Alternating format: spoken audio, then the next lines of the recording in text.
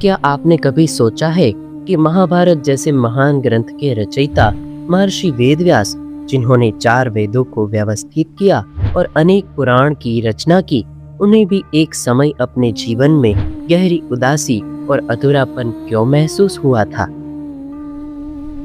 कल्पना कीजिए, इस विशाल ब्रह्मांड में अरबों तारे चमक रहे हैं, ग्रह अपनी गति से घूम रहे हैं और पृथ्वी पर जीवन चल रहा है। लेकिन क्या आपने कभी सोचा है कि इस पूरे ब्रह्मांड को चलाने वाली शक्ति कौन है? वह कौन सी अदृश्य ताकत है जो सृष्टि को जन्म देती है, उसका पालन करती है और समय आने पर उसका अंत भी कर देती है?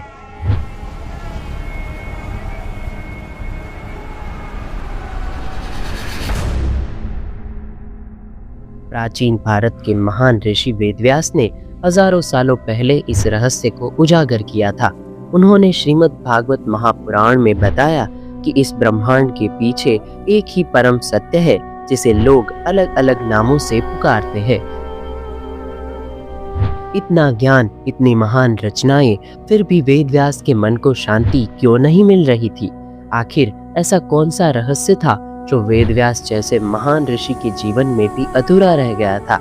और कैसे देवर्षि नारद की एक छोटी सी बात ने उन्हें वह दिव्य मार्ग दिखाया जिसके बाद जन्म हुआ एक ऐसे ग्रंथ का जिसे आज पूरी दुनिया श्रीमद् भागवत महापुराण के नाम से जानती है। लेकिन प्रश्न ये है कि आखिर महर्षि वेदव्यास ने भागवत क्यों लिखी और उसके पीछे कौन सा गहरा आध्यात्मिक रहस्य छिपा हुआ है? सच्चिदानंद रूपाय विश्वोत्पत्त्यादि हेतवे तापत्रय विनाशाय श्री कृष्णाय वयम नुमा। ये श्लोक तो आपने कई बार सुना है। आइए आज के इस एपिसोड में हम इसे समझने का प्रयास करते हैं।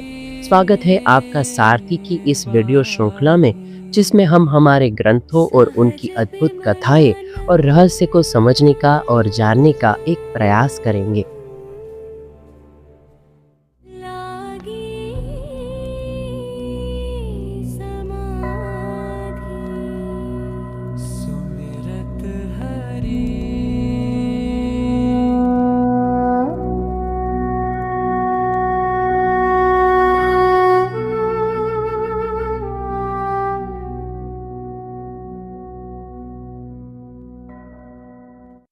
प्राचीन भारत में एक महान ऋषि हुए जिनका नाम था वेदव्यास। उन्हें वेदों का विभाजन करने वाला और अनेक पुराणों का रचयिता माना जाता है।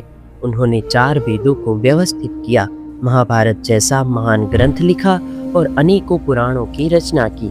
लेकिन इतना महान कार्य करने के बाद भी उनके मन में एक अजीब सी असंतुष्टि और उदासी बनी हुई थी। उन्हें लगता था कि उन्होंने बहुत कुछ लिखा, फिर भी उनके हृदय को शांति नहीं मिल रही।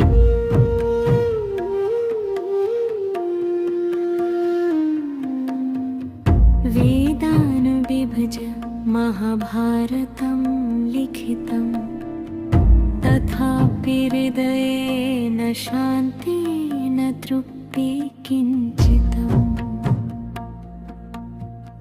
जीवन का यह कैसा रहस्य, सब कुछ कभी कभी जीवन में ऐसा होता है, मनुष्य बहुत काम कर लेता है, बहुत उपलब्धियां प्राप्त कर लेता है, लेकिन भीतर कहीं एक खालीपन रह जाता है। यही स्थिति उस समय वेदव्यास के साथ भी थी। क्यों है अंधकार?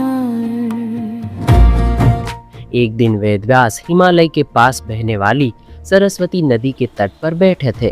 चारों ओर प्रकृति की शांति थी। नदी धीरे धीरे बह रही थी, पक्षियों की आवाज गूंज रही थी, लेकिन उनके मन में प्रश्नों का तूफान चल रहा था। वे सोच रहे थे, मैंने इतने सारे शास्त्र और ग्रंथ लिखे, फिर भी मेरे मन को संतोष नहीं मिल रहा। उन्हें समझ नहीं आ रहा था कि उनके जीवन का कौन सा ऐसा कार्य अधूरा रह गया है।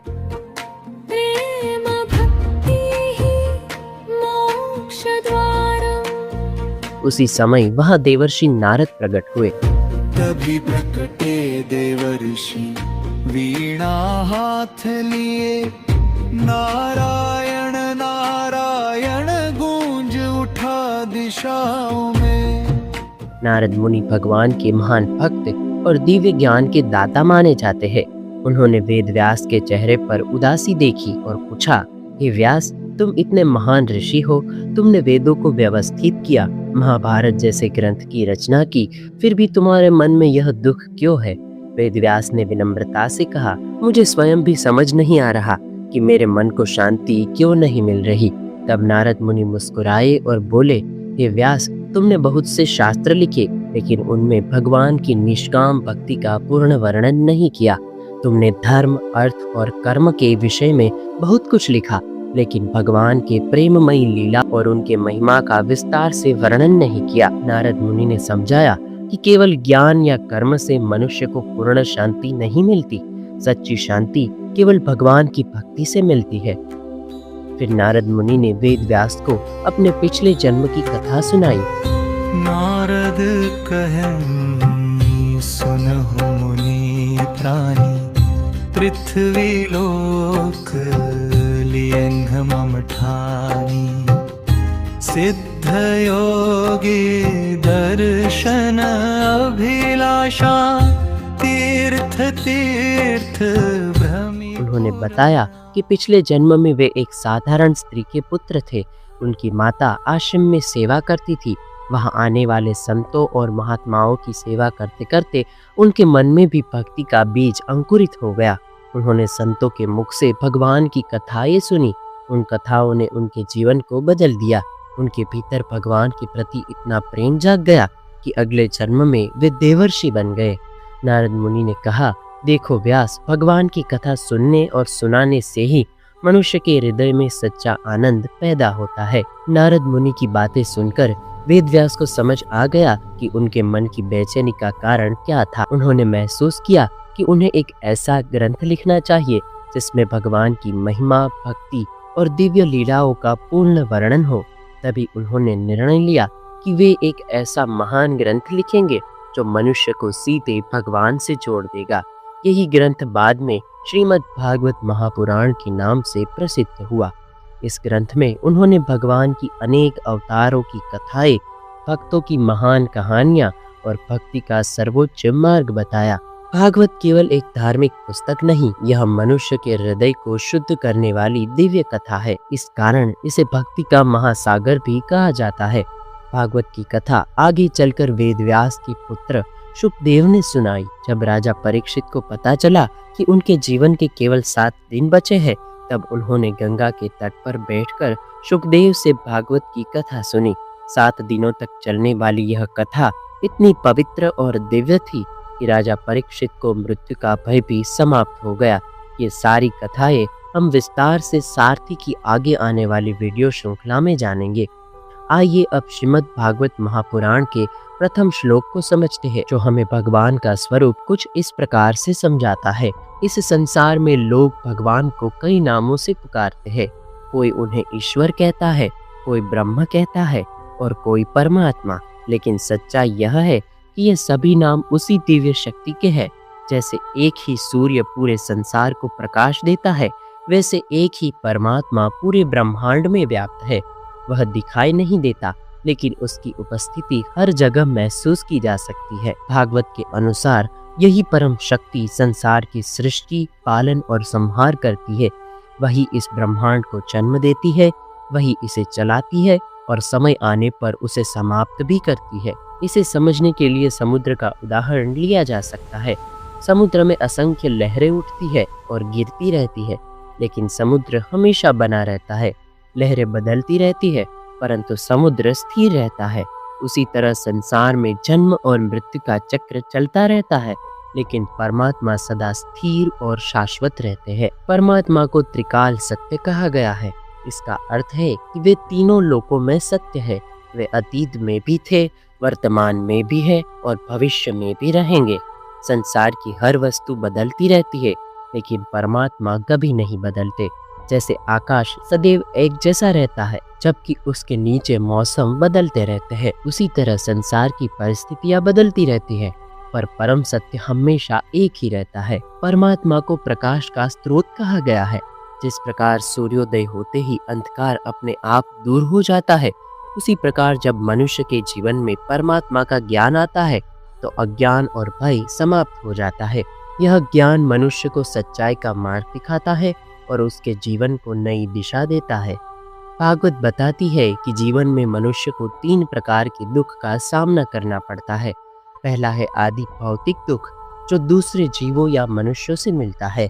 दूसरा है आदि दैविक दुख, जो प्रकृति से आता है, जैसे तूफान, भूकंप या सूखा। और तीसरा है आध्यात्मिक दुख, जो मन के अंदर पैदा होता है, जैसे डर, चिंता, अकेलापन। भागवत का ज्ञान और भगवान का ये स्वरूप इन तीनों दुखों से मुक्ति का मार्ग बताता है।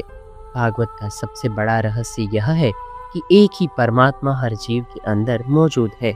इसे समझने के लिए बिजली का उदाहरण लिया जा सकता है। मान लीजिए कि एक बिजली से हजारों बल्ब चल रहे हैं। बल्ब अलग अलग है, उनका आकार और रंग भी अलग हो सकता है, लेकिन उनमें बहने वाली बिजली एक ही है। उसी तरह हर जीव का शरीर अलग अलग है, लेकिन उसके भीतर जो चेतना है वो उसी परमात्मा से आती है। जब मनुष्य को यह समझ आ जाता है कि हर जीव के भीतर वही परमात्मा है, तब उसका दृष्टिकोण बदल जाता है। वह किसी को दुख नहीं देना चाहता। उसके भीतर दया और प्रेम का भाव उत्पन्न हो जाता है। वह समझ जाता है कि अगर वह किसी को चोट पहुंचाता है तो वास्तव में वह अपने ही अस्तित्व को चोट पहुंचा रहा है। यही समझ मनुष्य को सच्चे धर्म के मार्ग पर स्थापित करती है। आज दुनिया के कई हिस्सों में संघर्ष और नफरत देखने को मिलती है। ऐसे समय में भागवत का यह संदेश और भी महत्वपूर्ण हो जाता है। अगर मनुष्य यह समझ ले कि हर जीव में एक ही परमात्मा वास करते हैं, तो दुनिया में प्रेम और शांति बढ़ सकती है। यही कारण है कि संतों और विद्वानों ने हमेशा से इस पवित्र ग्रंथ के ज्ञान को दुनिया भर में फैलाने की बात कही है। सारथी वीडियो श्रृंखला के आगे आने वाले एपिसोड में हम इसी श्रीमद् भागवत महापुराण को गहराई से जानने के लिए और समझने के लिए उसकी एक और नई कहानी के साथ मिलेंगे। तब तक के लिए हमें दे आज्ञा, फिर मिलेंगे नए वीडियो में। नमस्कार।